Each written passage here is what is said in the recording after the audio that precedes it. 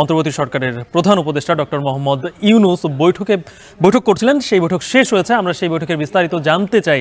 আমাদের সঙ্গে আবারও নিউ ইয়র্ক থেকে যুক্ত হচ্ছেন সহকর্মী মাহমুদ রাকিব। বৈঠকে কি নিয়ে আলোচনা হয়েছে, সর্বশেষে কি তথ্য আছে আপনার কাছে? গালিব, যতটুকু প্রত্যাশা ছিল তার চেয়েও কিন্তু অনেক বেশি আশ্বাস পাওয়া গিয়েছে বৈঠক থেকে। জো বাইডেন এবং ডক্টর মোহাম্মদ ইউনূসের যে দ্বিপাক্ষিক বৈঠক অনুষ্ঠিত হয়েছে, বৈঠকটি নিউ ইয়র্ক সময় ঠিক 10টা 56 কি 57-তে শুরু হয়েছে। বৈঠকটি শেষ হয়েছে 11টা 25-26-এর দিকে। সব মিলিয়ে আমরা যতদূর জানতে পেরেছি, বৈঠকটির সময় ছিল 28 থেকে 30 মিনিট পর্যন্ত। যদিও বৈঠকটি হবার কথা ছিল 15 মিনিটের মতো, কিন্তু তার চেয়ে বেশি হয়েছে, অর্থাৎ প্রায় দ্বিগুণ সময় ধরে বৈঠক চলেছে। এখানে জো বাইডেন ডক্টর মোহাম্মদ ইউনূসকে খুব স্পষ্ট করেই বলেছেন বৈঠকে যে অন্তর্বর্তীকালীন যে সরকার এই মুহূর্তে বাংলাদেশে রয়েছে তাদেরকে যুক্তরাষ্ট্র সরকার বা মার্কিন যুক্তরাষ্ট্র বলেছে ফুল সাপোর্ট, এই শব্দটি ব্যবহার করা হয়েছে, মানে পূর্ণ সহযোগিতার সব ধরনের আশ্বাস দিয়েছে। এটি কিন্তু বর্তমান যে অন্তর্বর্তীকালীন সরকার তাদের অনেক বেশি প্রত্যাশার ছিল, এমনকি বাংলাদেশের প্রত্যাশা ছিল। কারণ বাংলাদেশ ঠিক এই মুহূর্তে এমন একটি পরিস্থিতির মধ্যে রয়েছে, অনেক কিছুই এলোমেলো, সেটি হোক অর্থনৈতিকভাবে, হোক ব্যাংকিং খাত, হোক রাজনৈতিকভাবে, তো সবকিছু মিলিয়ে এবং বলা হয়েছে বাংলাদেশকে রিবিল্ড শব্দটা ব্যবহার করা হয়েছে। অর্থাৎ বাংলাদেশকে নতুন করে গঠন করবার জন্য যা যা সহযোগিতা দরকার তার সব সহযোগিতা মার্কিন যুক্তরাষ্ট্র করবে বলে খুব স্পষ্টভাবেই জো বাইডেন তাদের এই দ্বিপাক্ষিক বৈঠকে বলেছেন।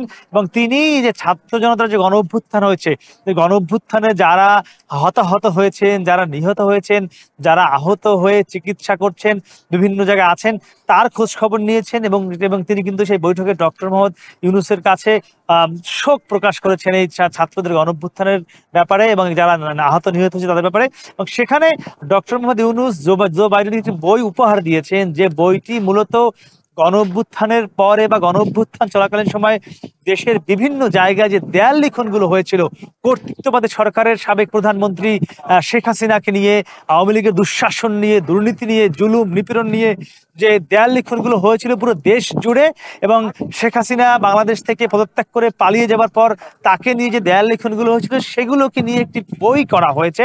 সেই বইটি জো বাইডেনকে উপহার হিসেবে দিয়েছেন ডক্টর মোহাম্মদ ইউনূস। এবং তিনি কিন্তু আমাদের যে প্রেস উইং বলেছে যে বইটি ডক্টর মোহাম্মদ ইউনূসের সামনেই তিনি খুলে খুলে দেখেছেন। এরপরেই কিন্তু তিনি এই আন্দোলন নিয়ে, গণ অভ্যুত্থান নিয়ে অত্যাধিক শোক প্রকাশ করেছেন।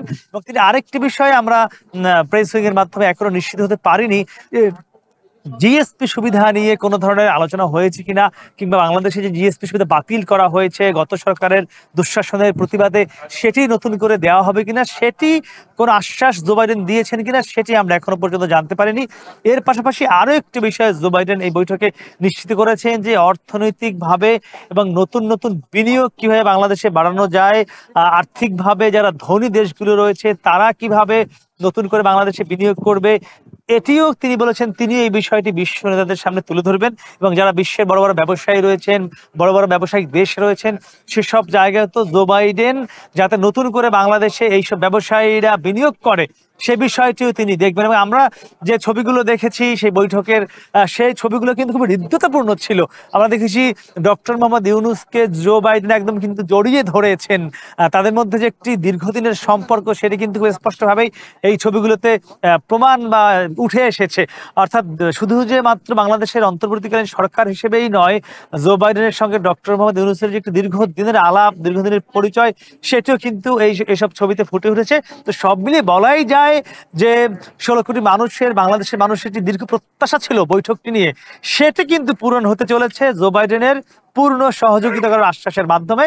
তো এখন আজকে আরো বেশ কয়েকটি সেশন রয়েছে। আজকে ইতালির প্রধানমন্ত্রীর সঙ্গে বৈঠক রয়েছে, কিছুক্ষণ পরেই IMF এর ব্যবস্থাপনা পরিচালক তার সঙ্গে বৈঠক রয়েছে। আজকে বিকেলে বাংলাদেশের জাতিসংঘ সদস্যভুক্ত হওয়ার 50 বছর পূর্তি উপলক্ষে একটি রিসিপশন রয়েছে। তো সব মিলিয়ে কিন্তু বাংলাদেশ সরকারের প্রধান বেশ ব্যস্ত সময় পার করছেন, সারাদিন এটি চলবে। তো আমার কাছে এই ছিল সবশেষ। গালিব।